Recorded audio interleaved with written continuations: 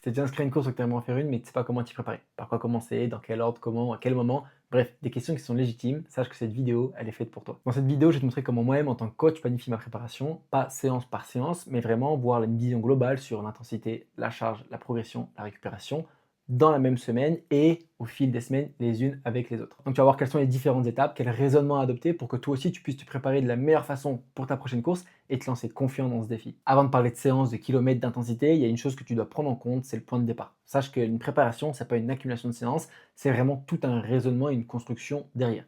La première chose que tu dois regarder, c'est ton objectif.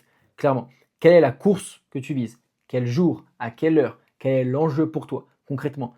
Quelle est la distance de ta course? Est-ce qu'il y a du dénivelé? Est-ce qu'il n'y en a pas? Est-ce que c'est la première fois que tu l'as fait? Est-ce que tu connais cette course? Et quel est l'enjeu pour toi? Est-ce que c'est une course, on va dire une quête secondaire, quelque chose d'intéressant? Tu verras après, j'ai une course le 31 décembre.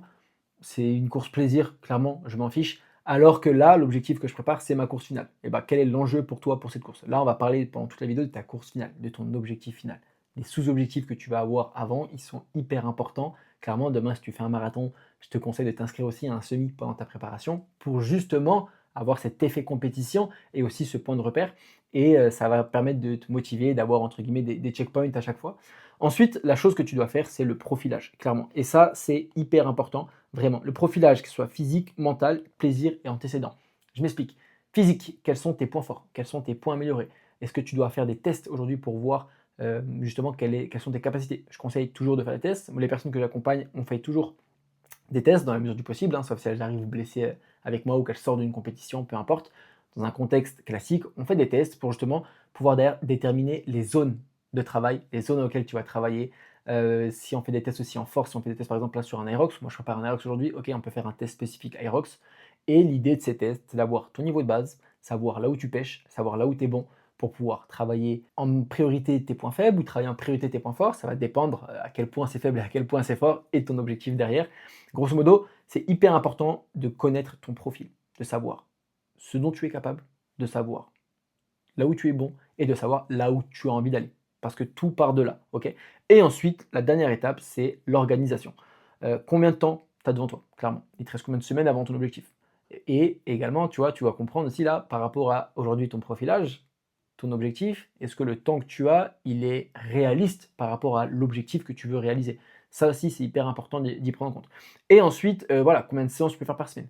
Est-ce que tu peux faire 4 séances, pas plus? Est-ce que tu peux en faire 3? Est-ce que tu peux en faire 5? Est-ce que tu peux en faire 3 maintenant, mais à partir de février, en faire 4? Bref, tout ça, c'est des choses que tu sais à peu près, que tu peux noter et qui vont te servir pour la suite. Parce qu'en fonction de si tu fais 3, 4, 5, 6 séances, que tu as 12 ou 24 semaines pour te préparer un objectif, toute la préparation ne va pas être la même. Et ça, c'est hyper important de faire un point avant de te lancer dans la construction de ta préparation ou même juste de te lancer dans ta préparation.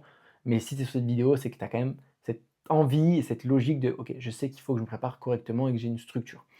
Et ensuite, il faut que tu prennes en compte également tes contraintes de vie, de travail, des événements. Contraintes de vie, demain, je sais pas, tu as des enfants, tu as une vie de famille, tu sais que tous les dimanches, vous faites telle chose, et ben ça, tu vas y prendre en compte. Forcément, ça va aussi jouer dans le choix de tes séances, le placement de tes séances. Pareil, le travail, est-ce que tu travailles du lundi au vendredi ou est-ce que tu travailles aussi des fois le week-end? Est-ce que tu travailles le matin? Est-ce que tu travailles le soir? Bref, tout ça va jouer sur le placement de tes séances et les événements. Il y a des dates fixes, peut-être qu'aujourd'hui tu connais. Je sais pas, tu as un mariage le 14 février, pas forcément le tien, mais tu as des dates fixes qui font que, OK, tu sais que là, tu as tel événement. Tel week-end, tu ne peux pas t'entraîner parce que vous partez ici. Là, justement, tu peux t'entraîner parce que là, tu as 3 jours où, je sais pas, tu as un jour férié plus ton week-end, tu es bien, tu as 3 jours, on peut faire quelque chose de plus intensif. Bref, toutes les choses que tu sais avant, qui sont fixes, note-les. OK? Pareil, tu t'es déjà inscrit un peu à l'avance sur une course qui est pas forcément très importante, mais tu es déjà inscrit, note. Parce que cette course-là, elle est dans ta préparation. Tout ce que tu connais aujourd'hui, tout ce qu'on peut maîtriser, on le fait.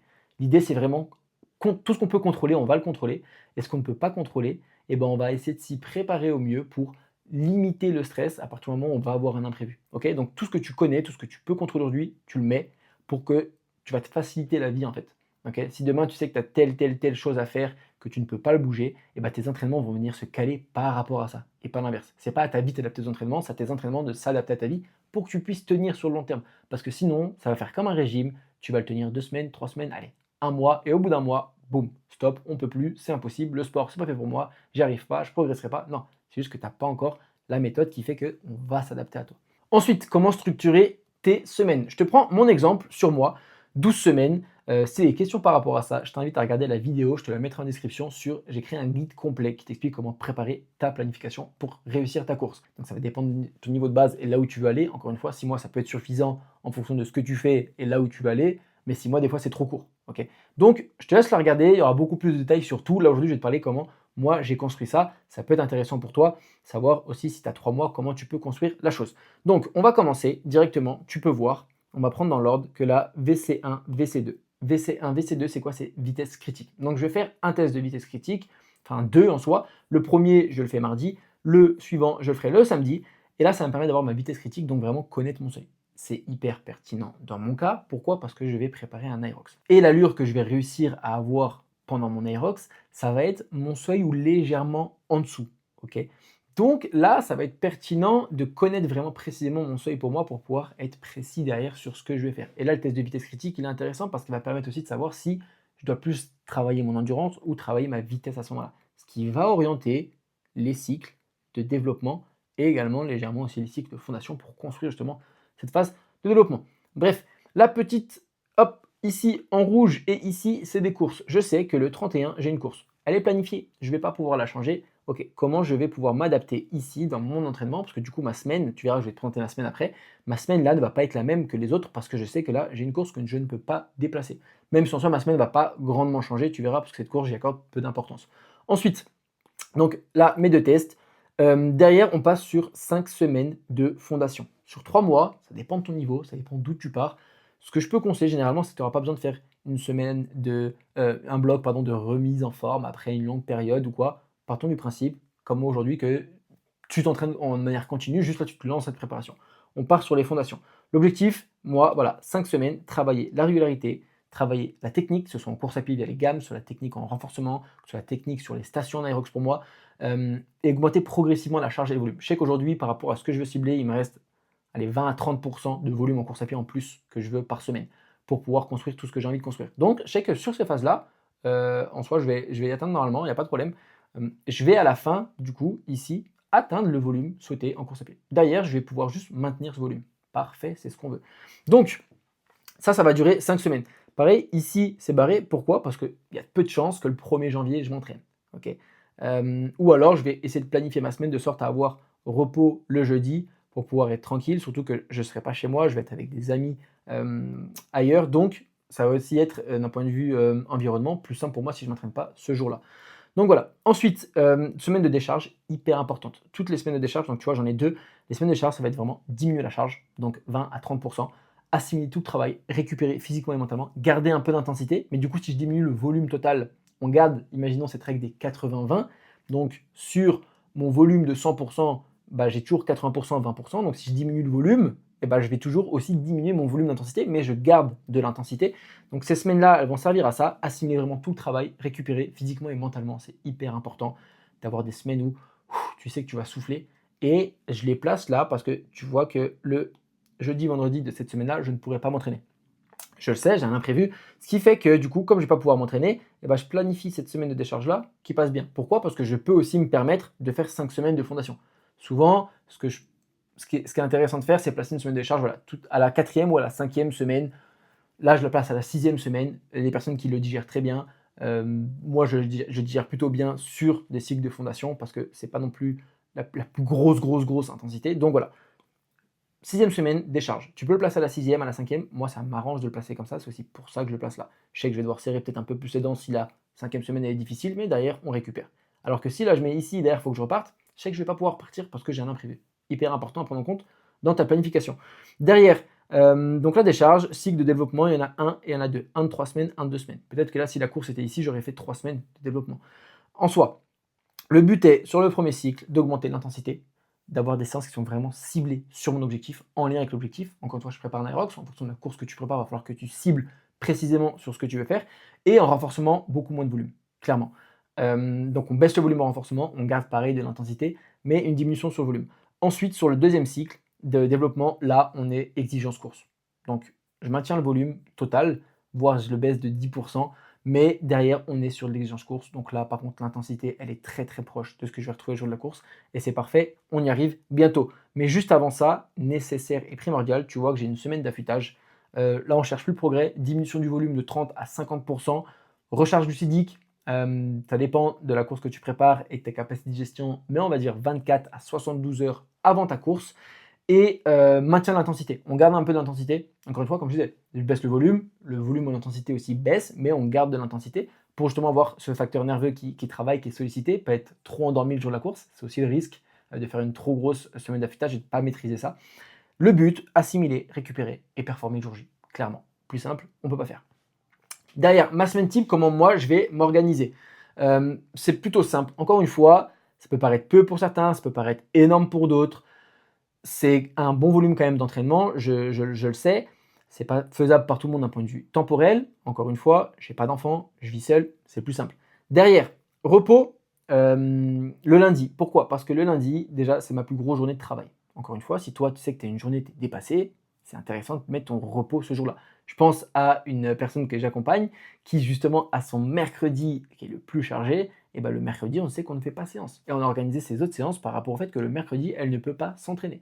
Voilà. Donc, ça, c'est quelque chose que tu dois prendre en compte dans ta semaine. Tout ce que je te dis là, vraiment, essaye de le transférer à toi, à ta vie, clairement. Parce qu'on est proches, clairement. Hein. J'ai la même vie que toi. Hein. J'ai mon travail, j'ai mes entraînements, tu as ton travail, tes entraînements. On a peut-être des choses qui sont différentes, forcément.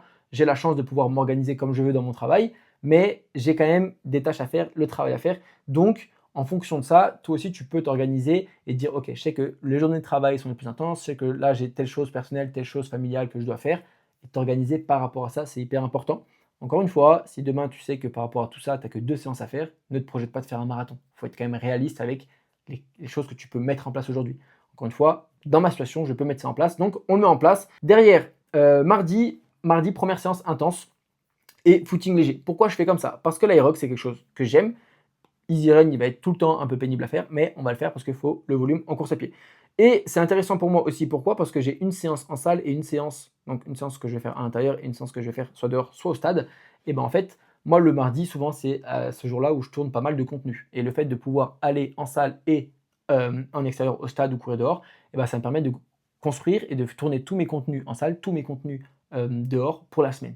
Et ça, je le sais parce que justement, c'est le lundi où lundi, j'ai tous les bilans à faire, tout l'administratif à faire sur l'entreprise, toute la création de contenu à préparer pour la semaine. Bref, lundi, c'est ma plus grosse journée de travail. Clairement, elle commence très tôt, elle finit très tard. Mais comme j'ai ça, pas d'entraînement, pour pouvoir derrière être correct sur mes entraînements, j'ai de l'énergie, j'ai récupéré, et sur le travail, parce que je me rends dans les 2 lieux dans lesquels je fais le plus de tournage. Encore une fois, ton entraînement s'adapte au travail. Parce que c'est difficile de faire l'inverse. C'est pareil dans ta vie. Peu importe ton métier. Derrière, mercredi, footing. Donc pareil, encore une fois, la durée du footing par rapport au volume hebdomadaire que tu as. L'idée, c'est pas de se fatiguer, c'est quelque chose de plutôt tranquille. Vraiment, footing là, EF également. Donc voilà, récupération, parce que j'ai aussi le mercredi une deuxième grosse journée de travail. Tu vois que 2 très grosses journées de travail, concrètement.